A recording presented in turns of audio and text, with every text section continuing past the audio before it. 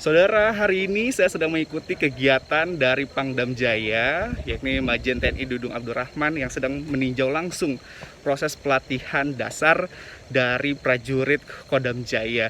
Dan saat ini juga saya sudah berada di salah satu tempatnya. Ini berkabut dan juga sejuk di kawasan Bogor, Jawa Barat. Kita akan coba langsung tanya kepada Pangdam Jaya Dudung Abdurrahman.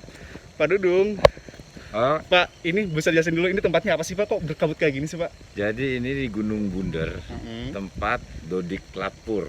Ini tempat apa nih biasa kalau dipakai Ya. latihan? Ya, jadi gini, ini Dodik Latpur Rindam Jaya. Ini yang digunakan latihan untuk secaba kecabangan infanteri.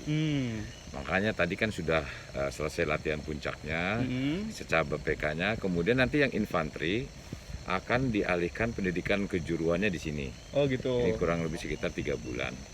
Makanya saya cek ke sini kesiapan tempat sarana prasarananya untuk pendidikan lanjutan tersebut.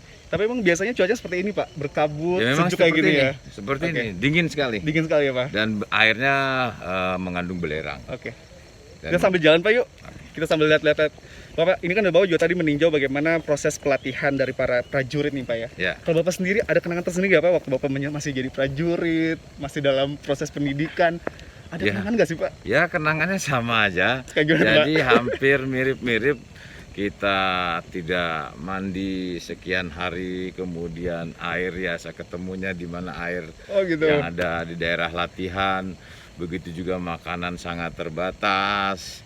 Kan kadang-kadang suka nyuri-nyuri juga. Oh gitu. Ada nggak mas-mas yang jualan-jualan di pinggir-pinggir Oh gitu. ya. Tapi emang waktu Masuk hutan itu. Oh gitu, waktu pelatihan itu Pak emang nggak boleh jajan, nggak boleh Oh nggak beli boleh, gitu ya? tidak boleh. Tidak Tapi Bapak boleh jual. pernah sempat kayak gitu ya Pak ya? Ada Curi-curi. juga, istilahnya pasukan bodrek itu. Oh. Ada.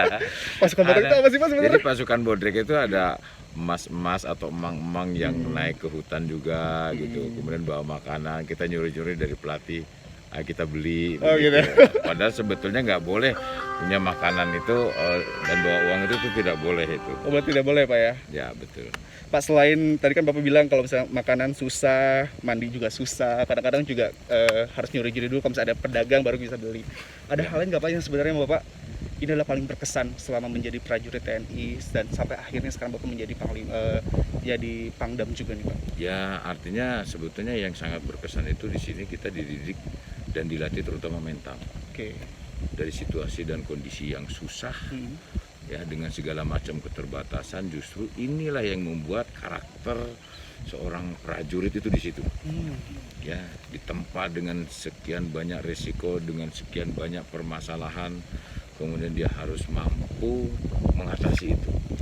Jadi ditempa dengan segala macam kesulitan-kesulitan sehingga dia dewasa untuk mengatasi kesulitan itu. Akhirnya menjadi prajurit yang tangguh Ya, Pak ya, seperti betul. Bapak ini ya Pak ya.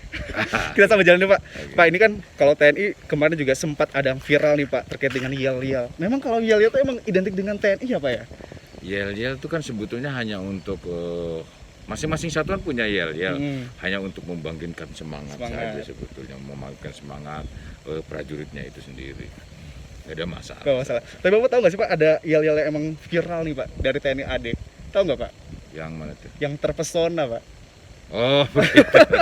Itu sebetulnya jangan diartikan yang negatif. Iya, Sebetulnya itu kan banyak itu dari lirik-lirik lagu yang kita ambil. Tapi intinya bagaimana kita itu meningkatkan kerjasama, jiwa korsa dan segala macam. Tapi tidak ada image yang berbeda. Iya, tapi waktu dulu Bapak pakai yel-yel itu Pak? Oh belum, Oh, saya belum. masih belum ada. Ini kan zaman berubah. Oh, gitu. Jadi tergantung lagunya. Dulu zaman lagu saya itu zaman Madu dan Racun itu masih. Oh berarti waktu seperti dulu Bapak yel-yel madu dan racun? Iya beda. Iya artinya lagu-lagu yang saat itu terkenal, memberikan kesan itu kan zamannya beda-beda. Iya.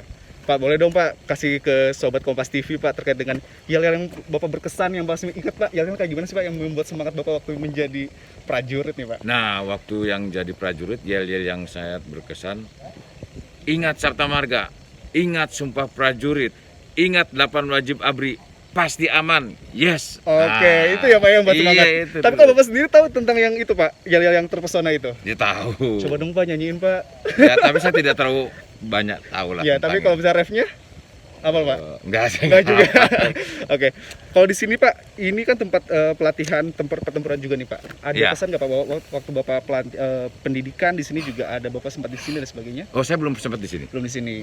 Saya lama di Timur. Mm-mm. Di Kodam Jaya saya organik Kodam Jaya ya jadi pangdam aja. Oh, berarti Makanya saya baru tahu juga ini lokasi ini. Saya cek, rupanya saya lihat lokasinya masih belum memenuhi syarat kalau menurut saya. Saya akan laporkan Bapak Kasat. Karena Bapak Kasat pernah dan rindam di sini rupanya. oh gitu. Pak, ini kan sebenarnya tentu beda angkatan ya Pak dengan waktu Bapak pendidikan dengan yang setahun sekarang juga baru pendidikan yang Bapak tinjau tadi. Ada perbedaan nggak sih Pak sebenarnya proses pelatihannya, mekanismenya dan juga treatmentnya juga ada? nggak Ya sih, Pak? ada. Yang jelas setiap pendidikan setiap tahun berubah. Setiap angkatan juga pasti ada pengembangan di dalam taktik, teknik, dalam bertempur pasti ada bedanya. Zaman saya ya tidak serta-merta zaman saya dulu dilatih seperti ini ya, zaman sekarang sudah beda lagi. Tergantung hakikat ancaman yang mungkin timbul kemudian diajarkan kepada mereka. Oke. Bapak mau ditinjau langsung ruangannya atau gimana Pak?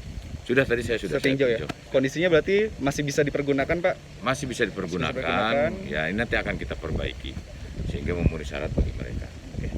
Ada agenda lain Pak, nanti kan Bapak ini Pangdam Jaya juga akhir-akhir ini menjadi sorotan juga Pak. Ya. Beberapa aksi Bapak mulai dari pencopotan baligo, Ya. kemudian juga pembubaran, meminta pembubaran dan sebagainya. Apa sih Pak yang dirasain sama Bapak Pak waktu itu menjadi sorotan masyarakat? Wah, Pangdam itu berhasil nih gitu Pak. Menurut saya biasa aja. Biasa aja, itu Pak. biasa. Saya tidak merasa istimewa itu. Karena itu kan tugas tambahan sebetulnya bukan tugas pokok. Tugas pokok saya ini seperti ini, menyiapkan prajurit. Ya, untuk dilatih, dicetak, kemudian disiapkan untuk tugas-tugas operasi. Itu tugas pokok saya. Kalau tugas-tugas seperti pencopotan balai itu kan tugas tambahan. Kita membantu pemerintah daerah, membantu Polri. Oke. Tapi itu emang tidak ada unsur kesengajaan atau emang itu adalah tugas Bapak gitu begitu ya Pak? Ya memang tugas saya ya, prosedur sudah dilaksanakan dari mulai Pol PP, kemudian dari mulai kepolisian, kemudian kita. Oke. Ya. Bapak, terima kasih atas waktunya. Oke, thank you. Bisa masuk ke vlognya Kompas Tetap TV nih, Pak. semangat. Ada pesan mungkin Pak buat sahabat Kompas TV di tengah pandemi seperti ini harus seperti apa nih Pak? Kompas TV selalu eksis. Oke. Ya. Dan saya lihat setiap melaksanakan tugas saya di Jakarta maupun dimanapun selalu hadir di tengah-tengah masyarakat. Entah, Oke, Pak. Kompas TV. Terima kasih Pak. Itu tadi saudara bincang-bincang kita bersama Pangdam Jaya, Dudung Abdurrahman terkait dengan bagaimana tinjauannya di tengah mengurus COVID-19 di DKI Jakarta, tapi beliau sempat menyempatkan untuk melihat bagaimana kondisi dari prajuritnya, khususnya di Satuan Kodam Jaya.